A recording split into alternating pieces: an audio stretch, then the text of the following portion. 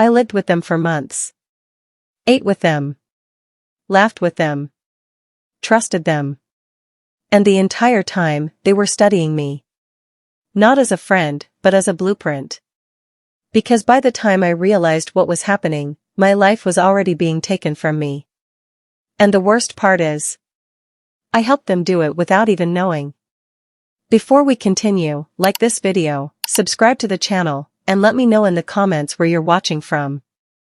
I was 21 when I moved into that apartment, and at the time, it didn't feel like a risk, it felt like progress. Everything in my life was leading up to one opportunity, one moment that had the potential to change everything, and all I needed was a stable place to focus. The apartment wasn't perfect, but it was enough. Enough space, enough quiet, enough distance from everything that had once distracted me. And then there were the people. Sarah was the first person I met, calm, organized, the kind of person who made things feel structured just by being around. She spoke with intention, never too much, never too little, and there was something reassuring about that. Michelle was the opposite, loud in a way that filled the room, energetic, unpredictable, but easy to get along with. She made things feel lighter, less serious, like nothing could go wrong as long as she was laughing. And then there was Tasha. She didn't try to stand out, didn't try to lead conversations, but she noticed everything. The kind of quiet that doesn't disappear, it observes. At the beginning, everything felt natural. We cooked together, shared small parts of our lives, built routines that made the apartment feel like more than just a temporary space. And that's what made it convincing. Because nothing felt forced.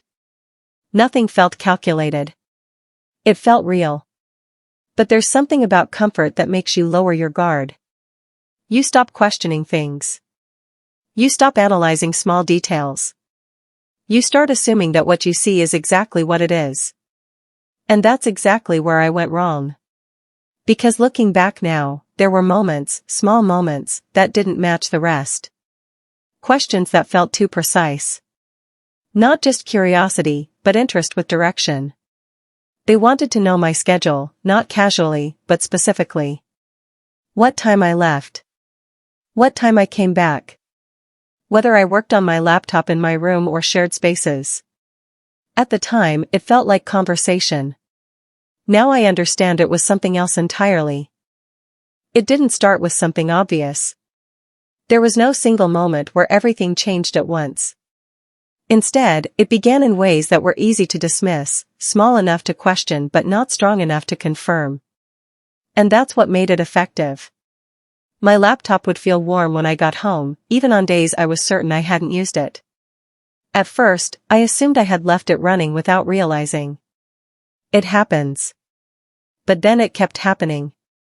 Files I didn't remember opening would appear in recent tabs, not important files, just enough to feel familiar but out of place. My charger would shift position slightly, not enough to stand out, but enough to make me pause. And every time, I came to the same conclusion. I must have forgotten. Because the alternative didn't make sense.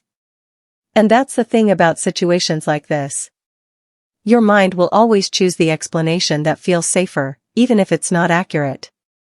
Then it escalated, slowly but noticeably. My journal, something I rarely touched and never left open, began to feel different. Pages didn't sit the same way. Words looked slightly disturbed, like someone had spent time on them. Not quickly flipping through, but actually reading. Studying. And that's when I noticed something I couldn't ignore anymore.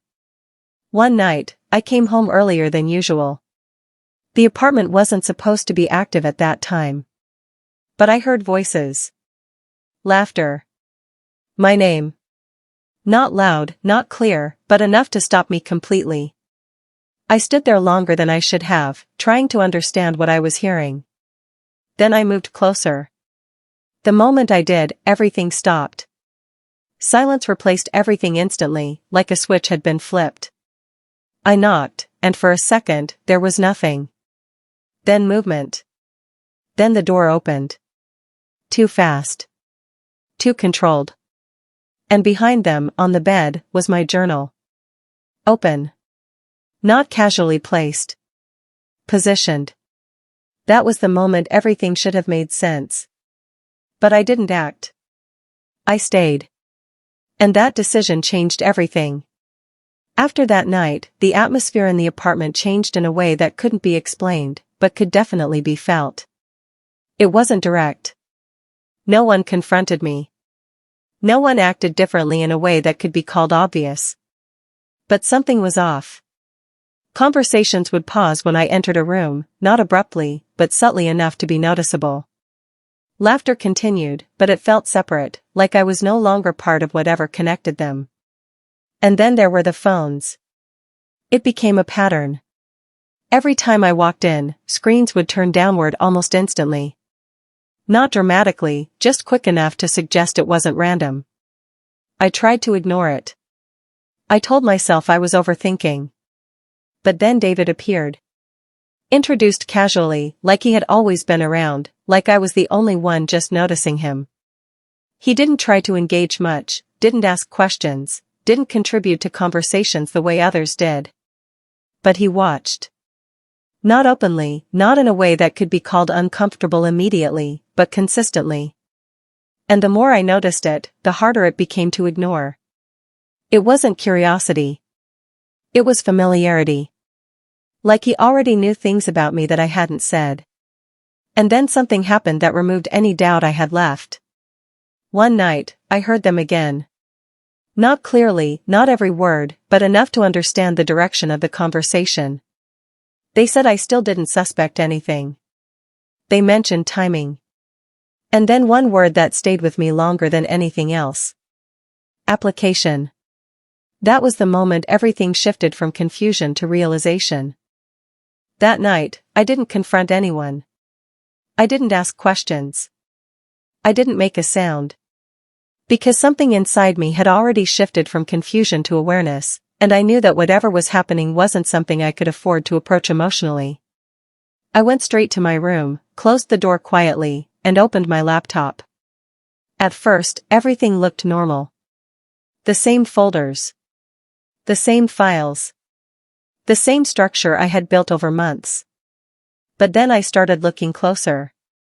Not casually, not the way I normally would, but intentionally. I checked my email activity, and that's where the first real confirmation appeared. Login alerts from devices I didn't recognize.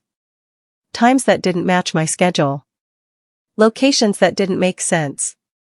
My heart started racing, but I forced myself to stay still, to keep going. Then I opened my scholarship portal. And that's when everything stopped feeling like a suspicion and became something real. There was activity there too. Access logs showing entries that weren't mine. Documents that had been opened, edited, and saved without me ever being present. And then I saw it. A version of my application that looked exactly like mine, but wasn't. The structure was the same. The story was mine. But the details had been adjusted, refined, rewritten in a way that made it feel unfamiliar. It was like looking at a reflection that had been slightly altered. Recognizable, but not yours. And that's when the realization fully settled in. They weren't just going through my things. They were reconstructing me. Piece by piece, detail by detail, building a version of my life that they could control. And the worst part wasn't just what they were doing. It was how long it had been happening without me noticing. Because that meant this wasn't a sudden decision. This was planned. The call came the next morning, and the moment I heard the tone in their voice, I knew exactly what it was about before they even said it. My application had been flagged. Irregularities. Possible fraud. The words felt distant, like they weren't fully reaching me, because my mind was already connecting everything I had seen the night before. When the call ended, I didn't hesitate. I went straight back to the apartment. And when I opened the door, they were all there. Sitting. Waiting. Not surprised. Not confused. Just ready. That's when I understood something else. They knew this moment was coming. Sarah stood first, calm as always, her expression unchanged, like this was just another conversation. She said I found out earlier than expected, her voice steady, controlled, almost analytical. Michelle leaned back, relaxed, like none of this carried weight, like it was all just a situation that had played out slightly differently than planned. Tasha didn't look at me at all. And David stepped forward. He didn't smile. He didn't explain immediately. He just stood there for a moment, observing my reaction, as if even now, he was still studying me. And then he spoke. Not emotionally. Not defensively. Just clearly. They had taken my application, studied it, refined it, and submitted a controlled version of it. Not a copy, but something designed to pass as original while still carrying everything that made it strong. They didn't just want my work. They wanted the outcome attached to it. And in that moment, something strange happened. I didn't feel anger. I didn't feel panic. I felt still. Because the situation was so calculated, so intentional, that reacting emotionally would have only made me lose control of the only thing I had left. Clarity. I didn't argue. I didn't accuse. I didn't even raise my voice. And that's what caught them off guard. Because they were expecting a reaction. They were expecting emotion. They were expecting something they could respond to. But I gave them nothing. I just listened. And while they were talking, explaining things in ways they believed justified what they had done, I realized something they hadn't considered. I had been paying attention longer than they thought. Every small inconsistency. Every moment that didn't make sense. Every time something felt off but I chose to ignore it. Without fully realizing it, I had been collecting pieces. Screenshots of login alerts. Saved emails. Small recordings of conversations I didn't trust at the time but kept anyway. It wasn't intentional at first. It was instinct. And now, all of it had value. When I finally spoke, it wasn't emotional. It wasn't reactive. It was simple. I told them I understood. And that confused them more than anything else. Because they thought understanding meant acceptance.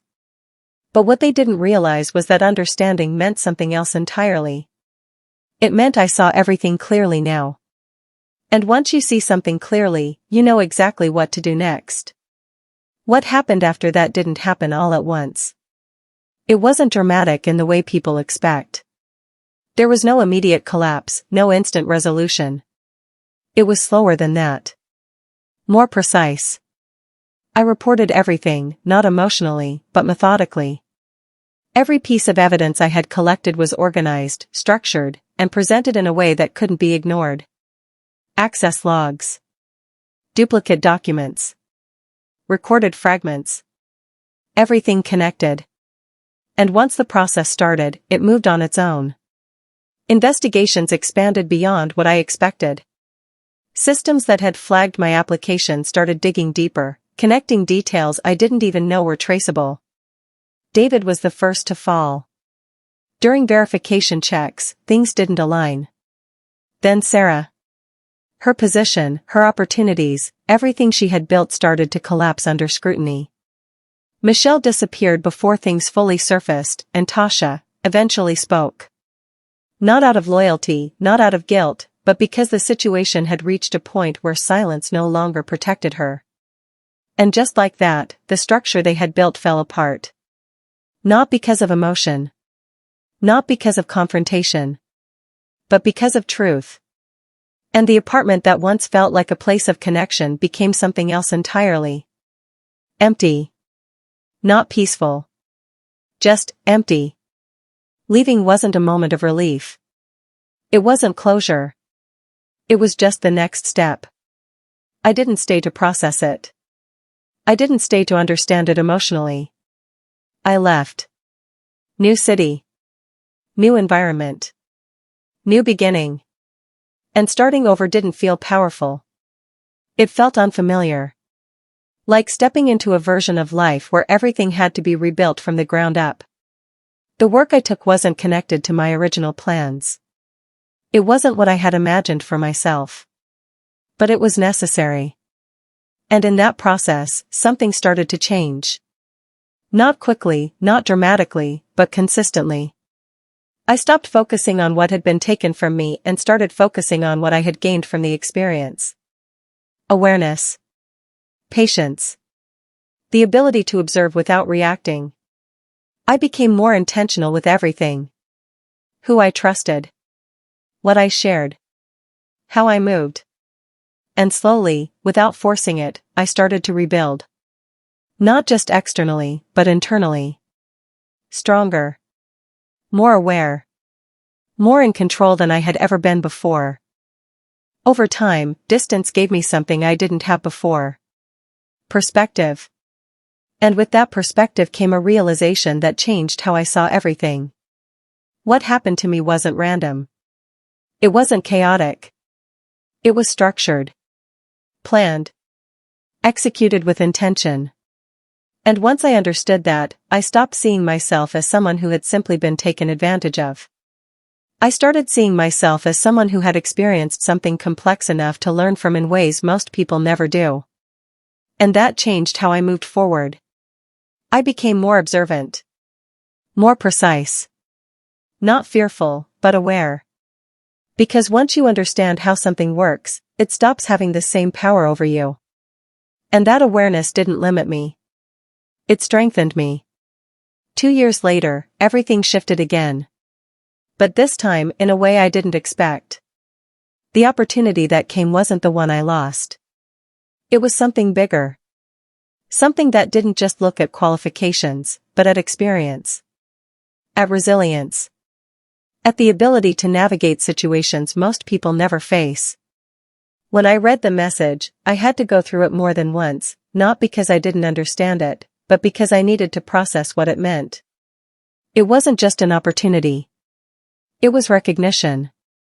And one line stood out more than anything else. My ability to overcome documented adversity had been noted. That's when it became clear. What I went through didn't take me off my path. It redirected me to something greater. Something I wouldn't have reached the same way if everything had gone according to plan. There are moments in life where everything feels like it's been taken from you, where it seems like something you worked for is gone in a way you can't recover from.